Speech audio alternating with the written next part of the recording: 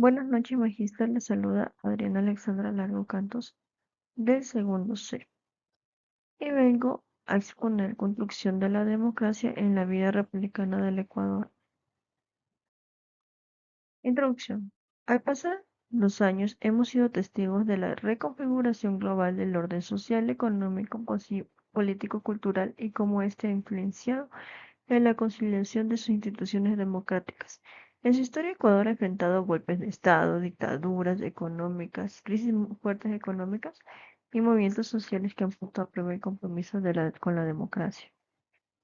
La misión de este informe es analizar cómo se ha venido construyendo la democracia en la vida republicana del Ecuador. En este contexto vamos a explorar la participación ciudadana, de los derechos humanos y la promoción de la justicia social que han convertido en pilares fundamentales para el desarrollo democrático del país. También examinaremos sobre los retos actuales y posibles oportunidades para fortalecer el sistema democrático en un mundo que está en constantes cambios. Este trabajo yo quiero destacar la importancia y lo crucial que es entender cómo las lecciones del pasado pueden guiar a Ecuador hacia un camino de democracia sólida y participativa. Finalmente, mencionaremos tres momentos históricos y analizaremos cómo contribuyó en la democracia. Construcción de la democracia en la vida republicana del Ecuador. La construcción de la democracia en la vida republicana del Ecuador ha sido un proceso complejo y multifacético, marcado por diversas etapas históricas, luchas sociales y cambios políticos. Ecuador ha experimentado de múltiples transformaciones desde la independencia de 1830 a lo largo de la historia.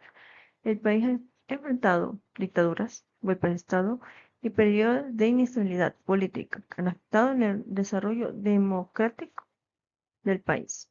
Desde la primera constitución, que fue en 1830, Ecuador ha adoptado varias cartas magnas que han reflejado diferentes visiones sobre la organización del Estado y derechos ciudadanos. La Constitución del 2008 es un hito importante, ya que establece principios fundamentales de la participación de la ciudadana, pluralidad y buen vivir. Ahora vamos a mencionar los tres momentos históricos políticos en la vida republicana del Ecuador y cómo esto ha influenciado en, en sus, cómo ha influenciado en la democracia del Ecuador. Tenemos el número uno, la transición democrática, fin de la dictadura militar, en 1979. La transición democrática del Ecuador en 1979 marcó el fin de un periodo de dictadura militar que había comenzado en 1972.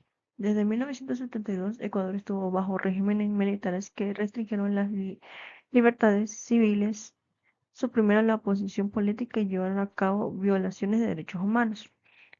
La inestabilidad política, económica, junto a la presión social generaron un clima de descontento.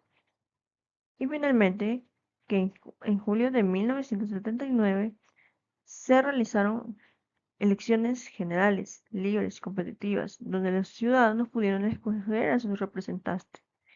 Y en estas elecciones que se llevaron a cabo, ganó la presidencia Jaime Roldós Aguilera, quien se convirtió en el primer presidente democráticamente elegido tras la dictadura. También tenemos otro momento histórico que fue la Revolución Alfarista en 1995 y en 1925.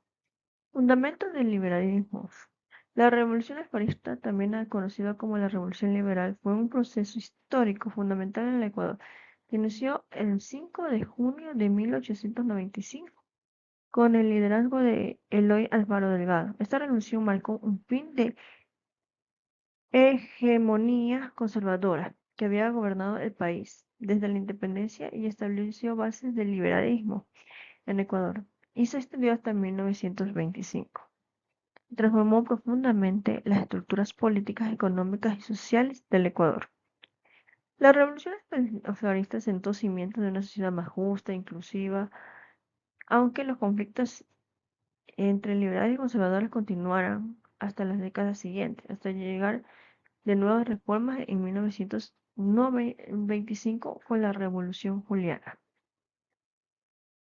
Y finalmente tenemos la Constitución de Montecristo en el 2008, hacia un Estado constitucional de derechos y justicia.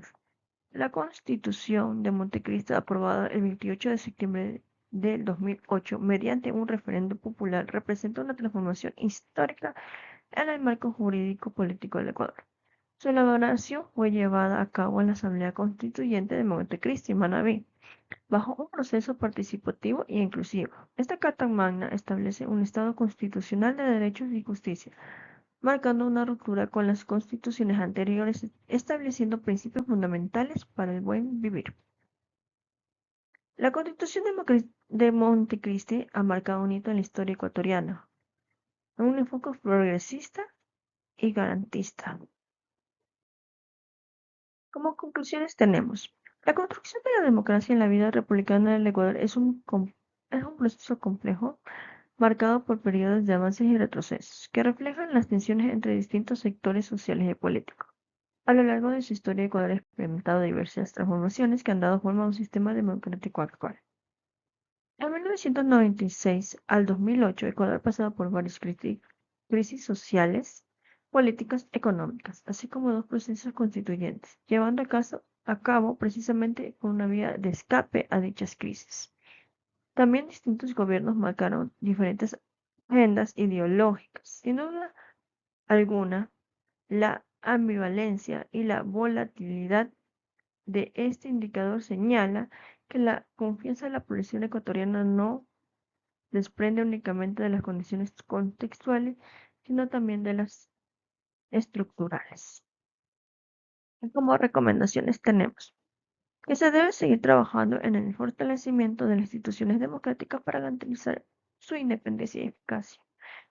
Esto incluye mejorar los sistemas judiciales y electorales para asegurar procesos transparentes y justos. Se debe promover programas de educación cívica que informen a los ciudadanos sobre sus derechos, deberes, así como el funcionamiento del sistema democrático. Puede aumentar así la participación activa y consciente de en la vida política. También se debe implementar mecanismos que facilitan una mayor participación ciudadana en toma de decisiones políticas a nivel local y nacional.